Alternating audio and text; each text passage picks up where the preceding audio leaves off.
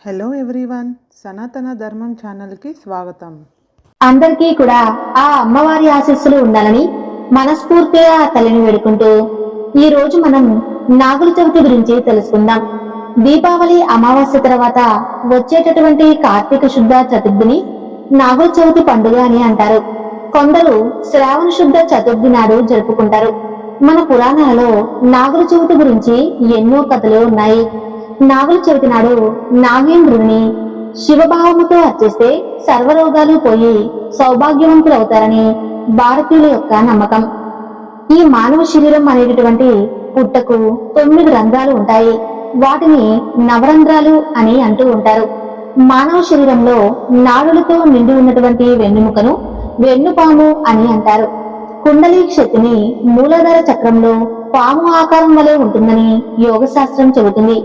ఇది మానవ శరీరంలో నిద్రిస్తున్నట్లుగా నటిస్తూ క్రోధ లోభ మోహమద మాశ్చర్యాలు అనేటటువంటి విషయాన్ని తప్పుతూ మానవాళిలో ఉన్నటువంటి సత్వగుణ సంపత్తిని హరించి వేస్తూ ఉంటుందని, అందుకు నాగుల చవితి రోజున ప్రత్యేకంగా విష సర్పాలను ఆరాధించి పుట్టలో పాలు పోస్తే సకల సర్ప దోషాలు తొలగి సుఖ సంతోషాలతో ఉంటారని ప్రతీతి. మరి ఈ రోజు సుబ్రహ్మణ్యేశ్వర స్వామి గురించి కొన్ని అద్భుతమైనటువంటి కథల గురించి తెలుసుకుందాం. పాలనీ క్షేత్రం తమిళనాడులోని డిండిగల్ జిల్లాలో మదురైకి 120 కిలోమీటర్ల దూరంలో ఉంటుంది. పాలనీ అంటే జ్ఞానఫలం అని అర్థం. సుబ్రహ్మణ్యేశ్వర స్వామి వారి యొక్క 6 దివ్య పుణ్యక్షేత్రాలలో పాలనీ ఆలయం 3వది. చుట్టూ పచ్చని చెట్లతో చాలా ఆహ్లాదకరంగా ఉంటుంది. అక్కడ స్వామివారి పేరు దండాయుధ పాణి శివగిరి అనేటువంటి ఒక కొండ మీద ఈ ఆలయం ఉంటుంది. మరి స్వామివారు అక్కడ కొలువై ఉన్నటువంటి చరిత్ర గురించి తెలుసుకుందాం. సుబ్రహ్మణ్యేశ్వర స్వామి శిష్యులలో అగస్త్య మహాముని ఒకరు. పూర్వం దేవదానవ యుద్ధంలో చాలా మంది దానవులు చనిపోయారు. కానీ అందులో ఇండుబన్ అనేటటువంటి ఒక రాక్షసుడు మాత్రం తన యొక్క అసుర గణాలను వదిలి అగస్త్యముని పాదాలు పట్టుకుంటాడు. అప్పుడు అగస్త్యుడు అతనితో మిగిలిపోయి ఉన్నటువంటి రాక్షస భావాలను పూర్తిగా తొలగించాలి అని భావిస్తాడు. లోకంలో ఆది గురువు దక్షిణామూర్తి శంకరుడు ఉండేది కైలాసంలోనే కదా, అందుకని ముందు అక్కడికి పంపిద్దామని అనుకుంటాడు.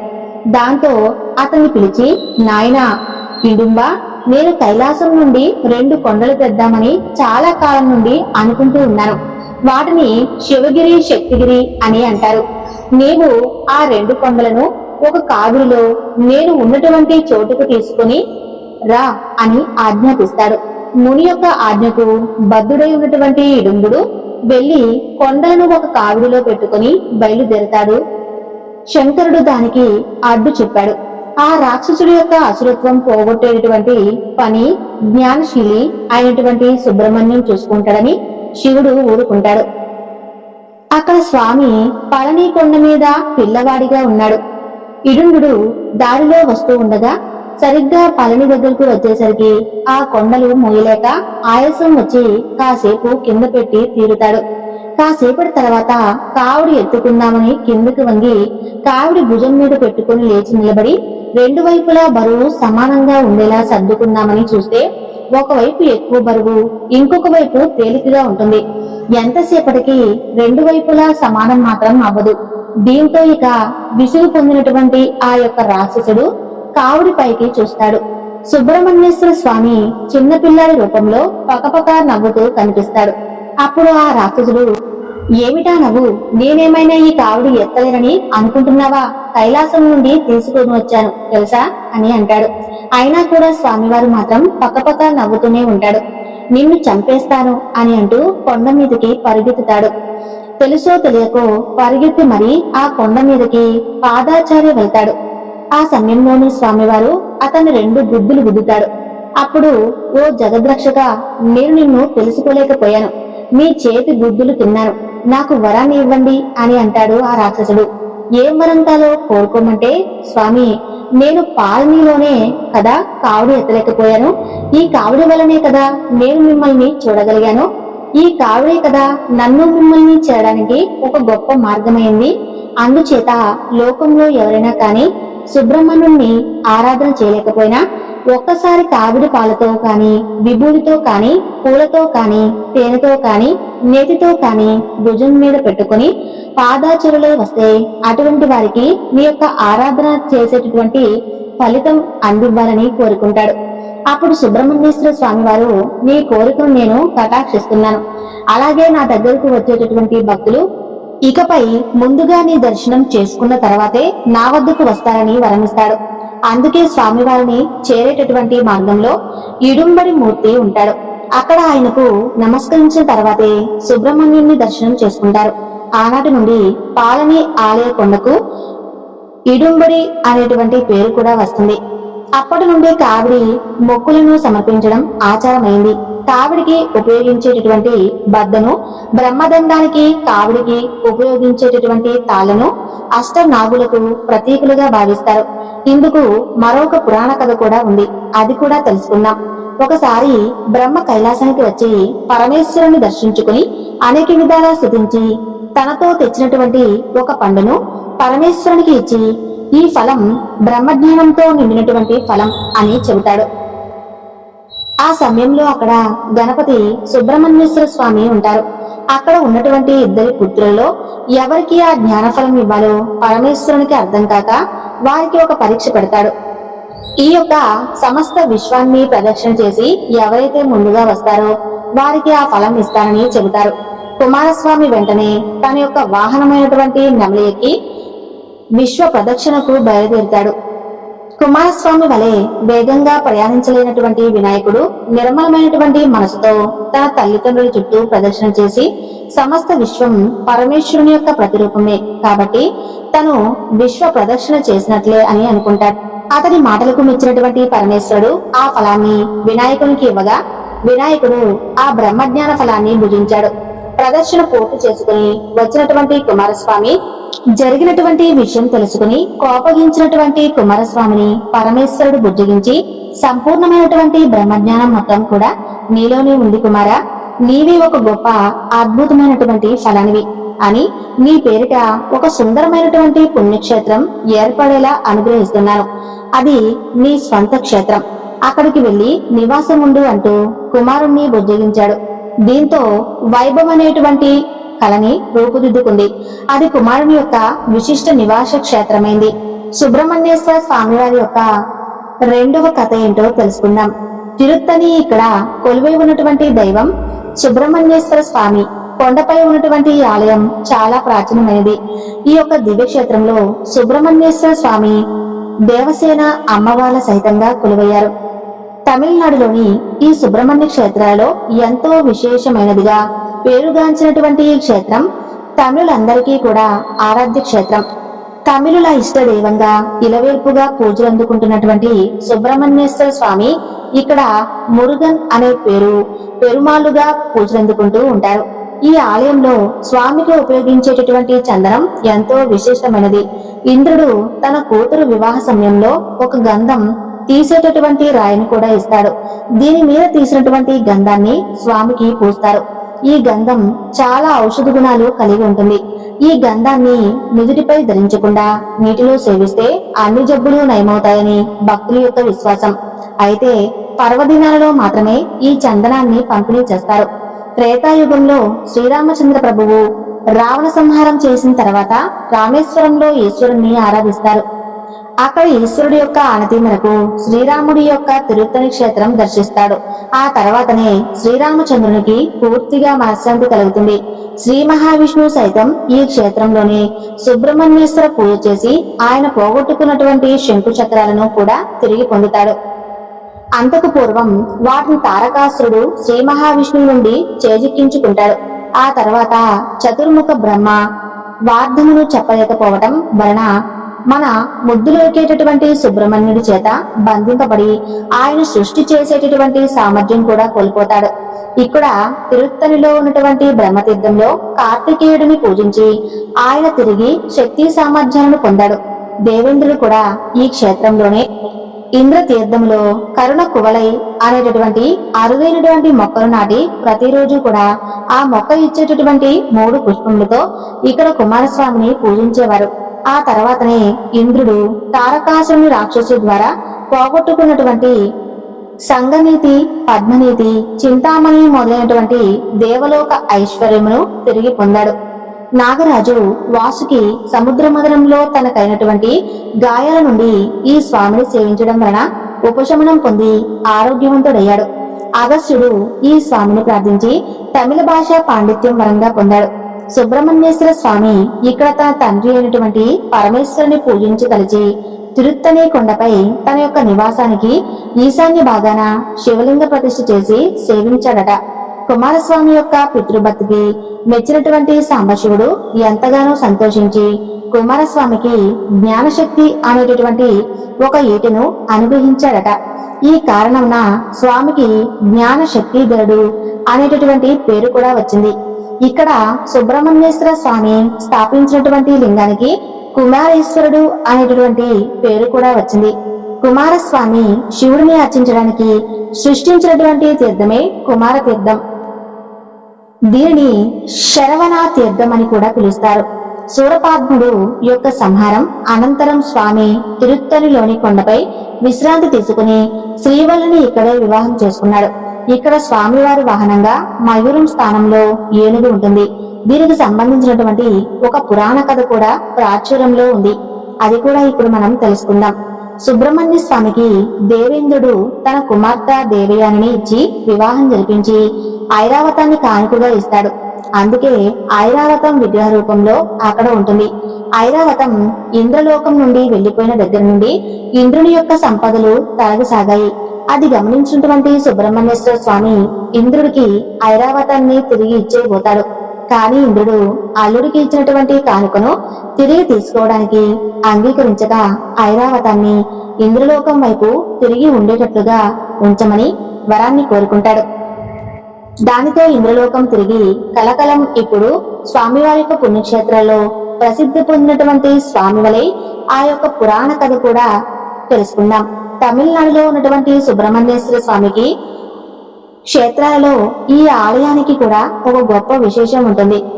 సాక్షాత్తు ఆ పరమేశ్వరుడు తన కుమారుని యొక్క తెలివితేటలకు మురిసిపోయి ఆనందంతో పొందినటువంటి స్థలం ఇది.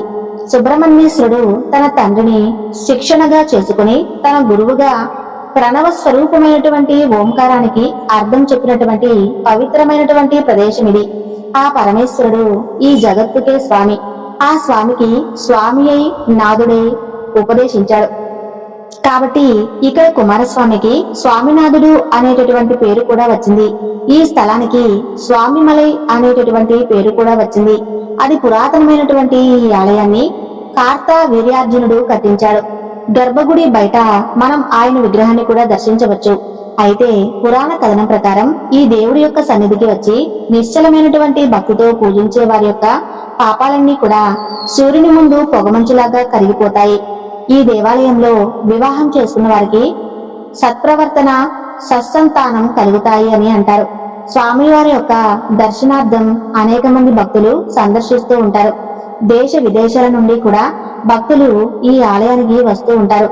భక్తుల కోరికలు తీరిన తర్వాత స్వామివారికి పాలకావిడి, పూలకావిడి వంటి ముడుపులు చెల్లిస్తూ ఉంటారు.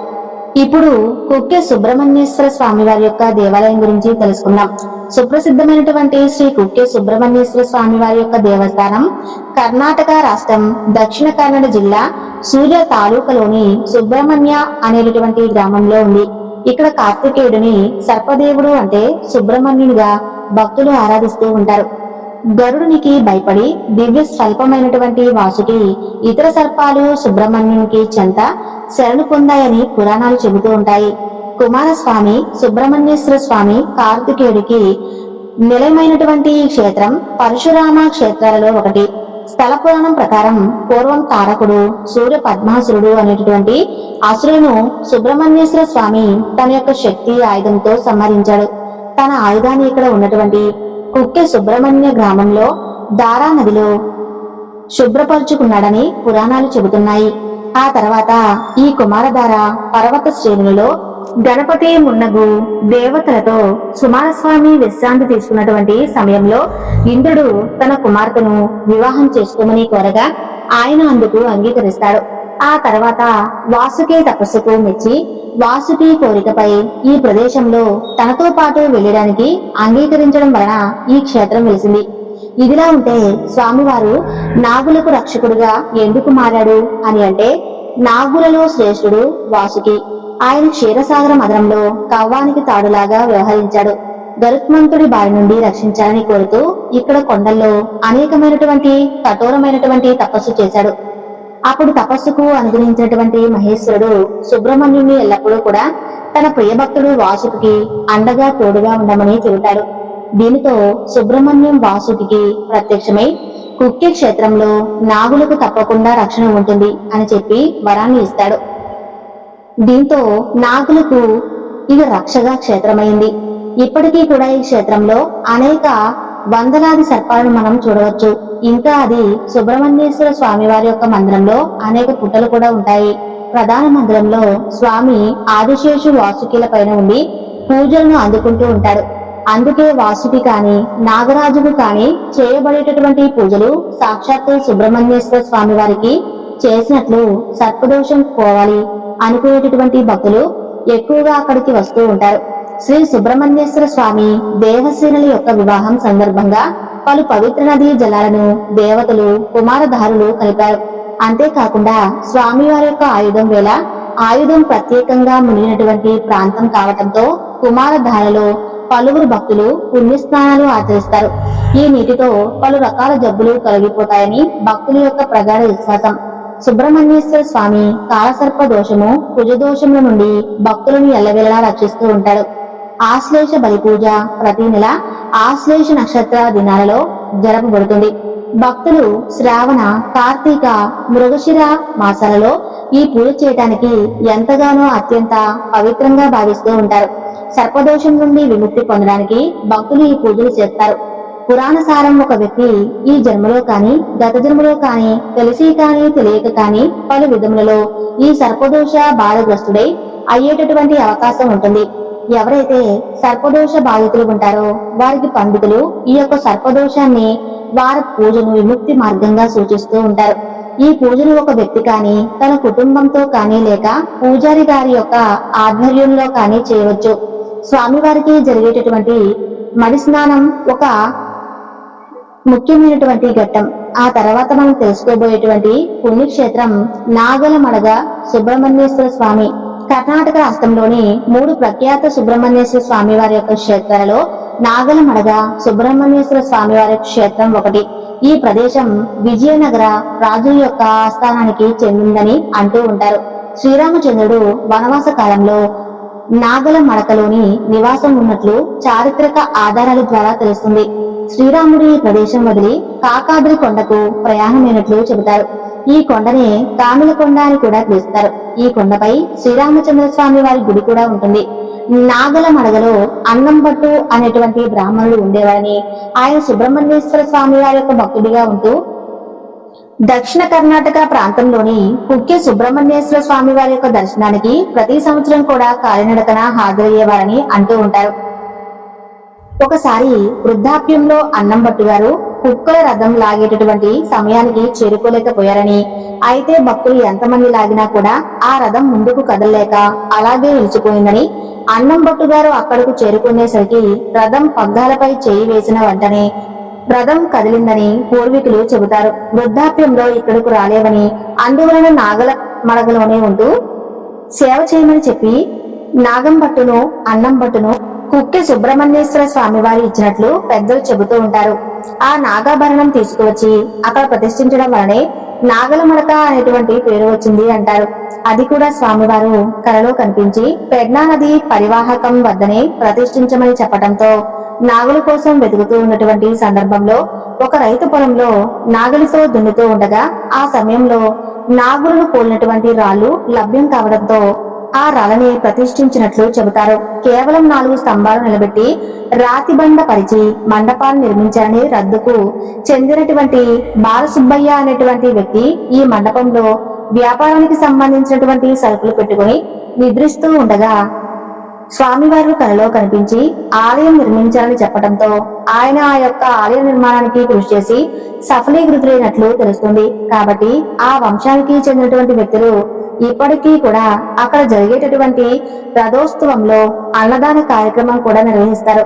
నాగలమడగలోని సుబ్రహ్మణ్యేశ్వర స్వామి వారి యొక్క ఆలయంలో ఉండేటటువంటి శిల్పం సుందరంగా 3 చుట్లు చుట్టుకుని 7 శిరస్సులు కలిగినటువంటి 3 అడుగుల నాగప్ప స్వామి.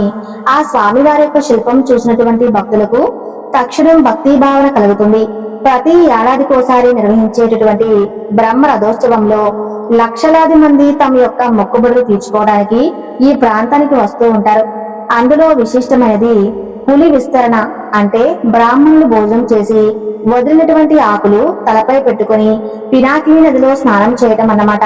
స్వామివారి యొక్క రథోత్సవం తర్వాత బ్రాహ్మణులు భోజనం పిదప విడిచిపెట్టినటువంటి పులి విస్తరలు ఏరుకుని వాటిని తలపై పెట్టుకుని నీరున్న చోట తలంటి స్నానాలు చేస్తే చేసినటువంటి పాపాలు పోయి మంచి జరుగుతుందని భక్తులు భావించడం విశేషం. అప్పటి వరకు ఉన్నటువంటి ఉపవాస దీక్షను విరమించడం భక్తుల యొక్క ఆనవాయితీ. ఇవి స్వామివారి యొక్క అద్భుతమైనటువంటి ప్రసిద్ధి పొందినటువంటి పుణ్యక్షేత్రాలు. వాటి యొక్క పురాణ కథల గురించి విన్నారు కదా. ఈ వివరణను ఇంతటితో ముగిస్తూ స్వామివారి యొక్క కరుణా కటాక్షాలు అందరిపై ఉండాలని, ఆ సుబ్రహ్మణ్యేశ్వర స్వామి వారి యొక్క సంపూర్ణ అనుగ్రహంతో అష్టైశ్వర్యాలతో ఉండాలని మరొకసారి ఆ స్వామివారిని కోరుకుంటూ సెలవు తీసుకుంటున్నాను. తప్పకుండా ఈ వీడియోకి లైక్ చేసి ఓం సుబ్రహ్మణ్యేశ్వర స్వామి నమః అని చిన్న కామెంట్ చేయండి.